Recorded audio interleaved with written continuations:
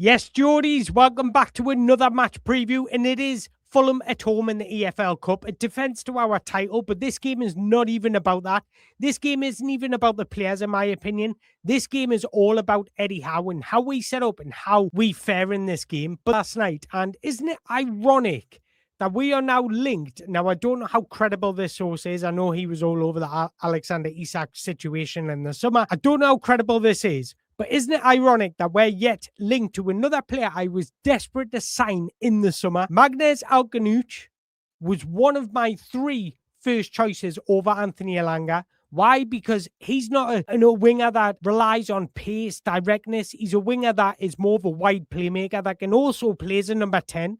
He would have been ideal for us going into this season. And this is why I made 3 or 4 videos on him in the summer. And isn't it ironic? And I know this, that this was one of the signings that Paul Mitchell wanted to make. Tomorrow's video, we might talk about Magnez Alkanuch, and that's actually a name I can say because I've said it so many times. I mispronounce so many footballers' names, but I can say his name because I've said it so many times in videos. But tomorrow we might do that. But today it's all about Fulham. And in fact, it's not even about Fulham. Usually in my previews, I want to talk about the opposition, see how we can break them down. But for me, in this preview, it's all about how we impose our game on Fulham.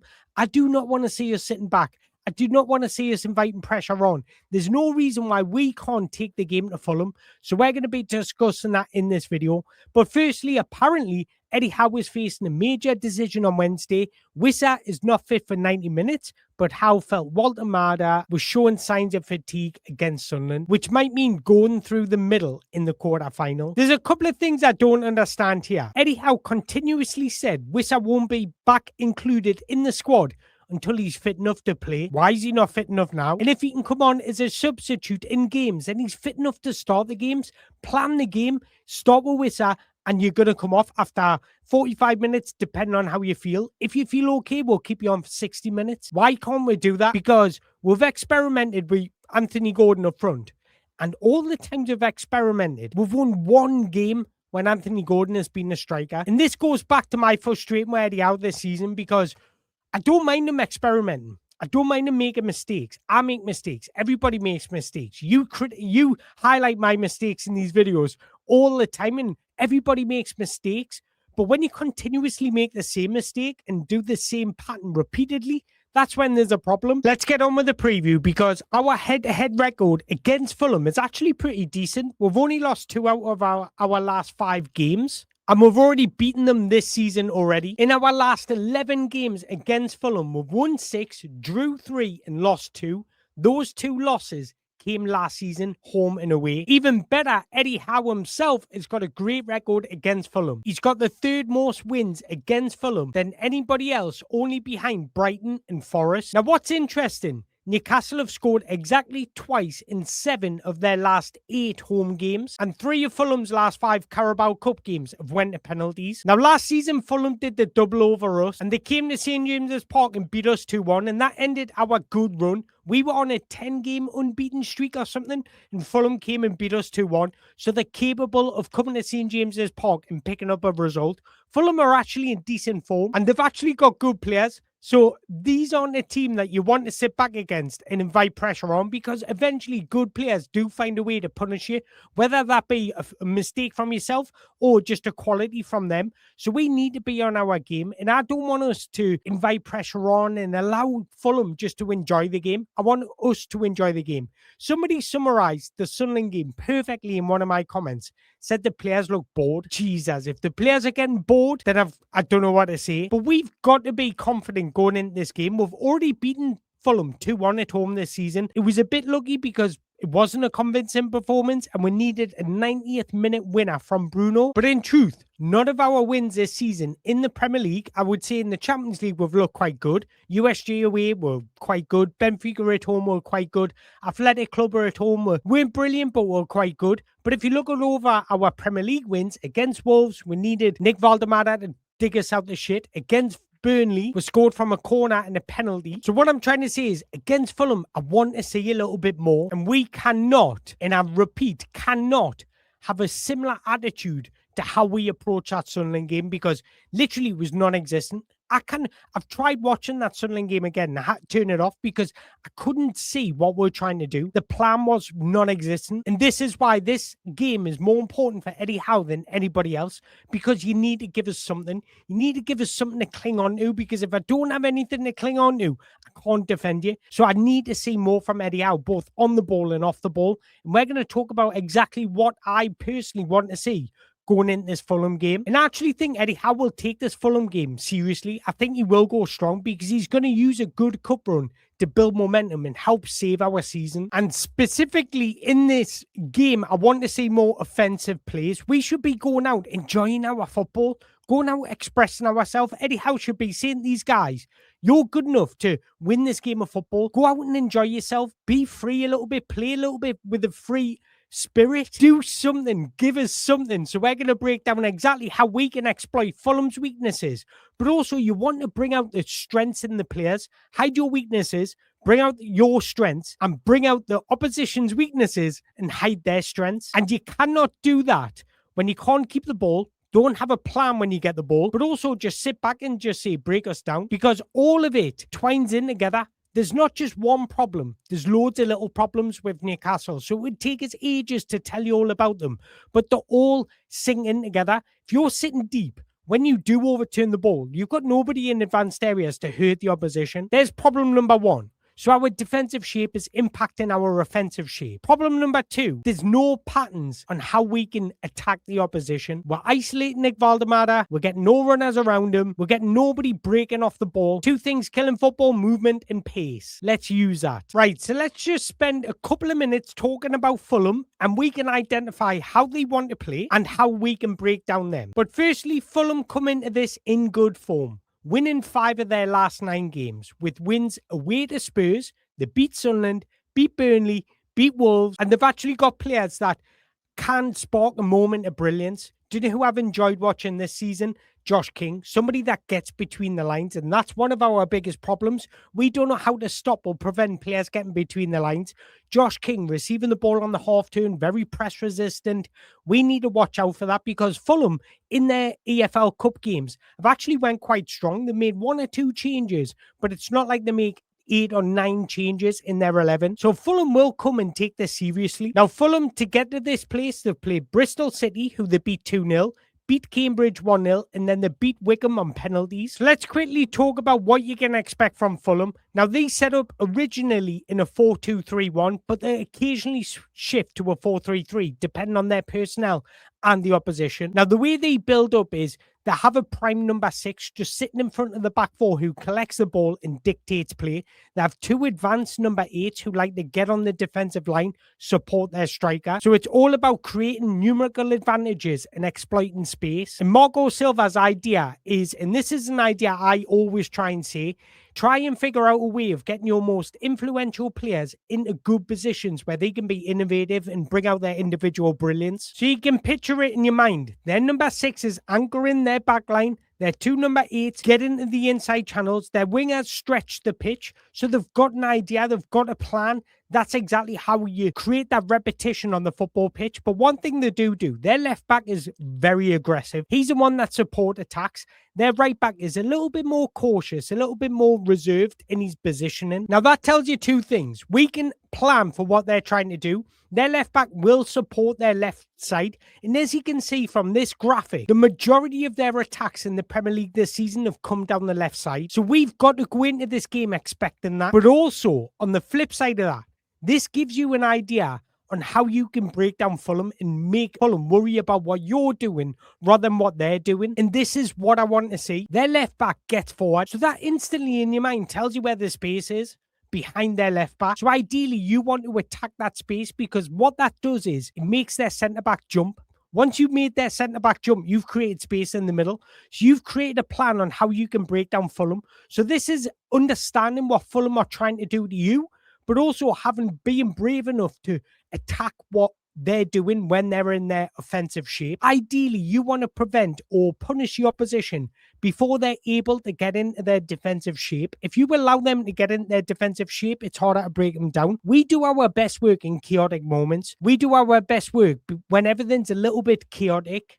And that's because we don't have the technical ability or the players that can break down low blocks. So we needed to think of a way of getting the best out of our players, and that is attacking the opposition with speed, pace and movement. So yes, we're going to understand and appreciate what Fulham are going to try and do to us, but we can also flip that and say, you're going to try and do that to us. We're going to do this to you. And that is what I want to see. I don't mind losing games, but just have a fucking go. Now, Fulham, from a defensive point of view, they usually defend in a 4-4-2 shape, but they tend to set up in a mid-block, and they always try and close the centre of the pitch and force you out wide. Now, Fulham do what I think Eddie Howe wants to do, but hasn't really tried to figure out how to do it, and that is a lot of shadow pressing.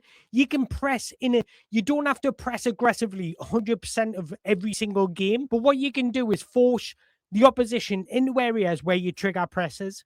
And that's what Eddie Howe should be doing with our side. You've got to figure out a way of winning the ball back. You win the ball back by forcing the opposition into negative passes. Once that negative pass happens, that's when you press aggressively. You don't need to run like a headless chicken 24/7 in every single game. Fulham do this brilliantly. They're not aggressive in terms of trying to win the ball, going to a man-to-man press, being physical. That's not their style. What they do is they shadow press. So they try and manipulate what you're doing with the ball.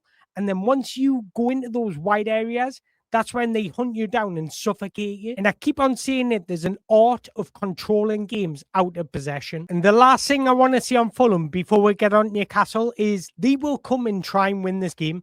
They've got a lot of good players. I like Kevin, their Brazilian left winger. I think he'll start. Raul Jimenez started their last game. Josh King started their last game. Calvin Bassey started their last cup game. So they want to win this game. But also, we should be wanting to win this game. But I want to see us enjoying our football. So I want a different attitude to what I've seen against Sunderland. And what I want to see is the same attitude and energy that we're seeing last season, regardless of your front three. Or even when Barnes came on against Sunderland. I want bravery. I want intent. I want the willingness to support attacks. Your teammate out when he's got the ball. Often in football, the movement dictates the pass. That's why I want to say plenty of off-ball movement. Movement kills in football. Think about back to that Benfica game. They wanted to be compact, but our movement destroyed them. Without movement, you're not going to pull the opposition out of their position, and it's going to be so simple for them to defend against. Also, be confident in your actions. This comes from Eddie Howe, allowing the players to understand patterns of play. When Nick Valdemar drops deep, can our right winger attack the inside channel? When he plays high, can our right winger offer width? We've got to set patterns on how we play. It might not always come off and it won't always come off, but as long as I see something. And I often speak about players compromising. You've got to compromise depending on the profile you're playing with. Profiles and partnerships create a successful team. If you don't build that partnership and willing to address or compromise some of your game, you're not going to benefit from your teammate. So what I'm saying is we all know Nick Valdemar's style. His style is to drop deep, get into play. He loves possession. He loves to touch that football. And that is okay. As long as you get runners around him, as long as you have plenty of movement around him, support him in possession, because the amount of times I've seen him receive the ball with 2-3 defenders on him is a joke. He's receiving the ball without any support. If he's not the one that's going to be able to stretch the pitch, you need to compromise and get other players to do it for him. Anthony Gordon, Anthony Elanga, Harvey Barnes, Jacob Murphy, the 2 number 8s, anybody. You can create a plan on how to break down the opposition. When we played against Sunderland, everything was in front of them. What I want to see against Fulham is getting Fulham's defenders running back towards their own goal, because the last thing defenders want to do is run backwards. And you only do that by having a bit of freedom, creating a bit of movement in the final third, because that's how you earn your reward. And to be honest, guys, there is some non-negotiables for me in football games. And no, I don't expect to win every game. I don't expect to win cups every season. I don't expect to qualify for Champions League every season, because I sat here before the ball was kicked in the summer and said, we will have seasons where we don't reach our targets, and that is okay.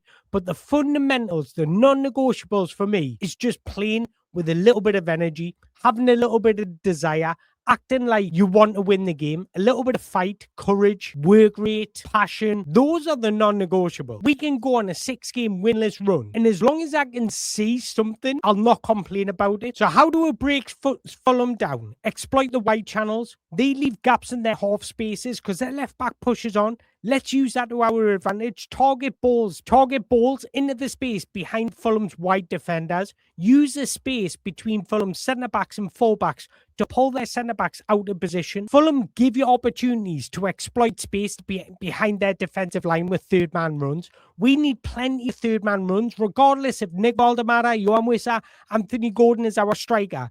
We need plenty of third-man runs because that's how you break down Fulham. So there's absolutely no reason why we should be camping in our own third and inviting pressure on.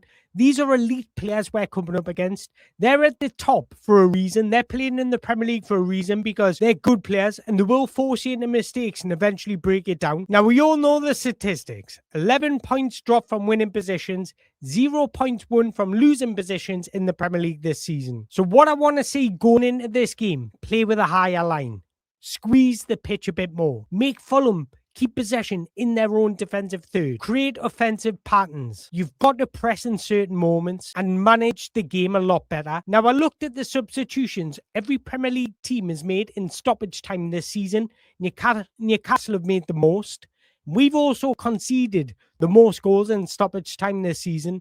That tells you something. The management from Eddie Howe in the substitutions is costing us games. So I want to see you managing the game better. So I've spoke about how we can break down Fulham offensively in this game. Let's speak about defensively because there's an art of controlling games out of possession, forcing the oppositions into areas they don't want to be by shadow pressing or angling your press to make them go one way. So set pressing triggers. As soon as we lose the ball or the ball is overturned, that's when you press aggressively because the game's in an open state. The game's in a chaotic moment. If you win the ball back instantly, then the opposition can't punish you. If they beat that first initial press, that's when you retreat back in your defensive shape. Force the opposition into a negative pass. A negative pass is pretty much a sideways or a backwards pass. Force the opposition wide and suffocate them with bodies and switch up your pressing formation. But it's when we're doing the same thing and it's obviously not working and we'll keep on doing it and we'll keep on getting beat and dropping points.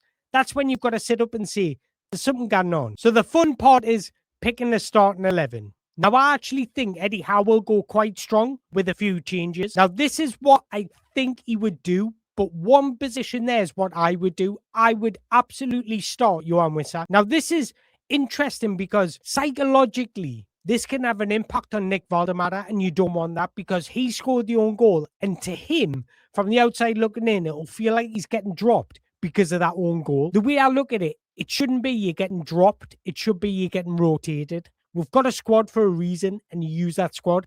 So tell Nick Valdemara it's not because he scored the own goal. It's not because he couldn't get into the game. It's because we need to rotate it to keep you fit. Now, we all know the back five because Dan Burns injured, Sven Botman's injured, Emil Kraft's injured. So the back five will pretty much be Tino Livramento, Malik Chow, Fabian Shaw and Lewis Hall. I think he's going to mix up the midfield three. Now, interestingly, in our last cup game, Joe Willock and Jacob Ramsey started.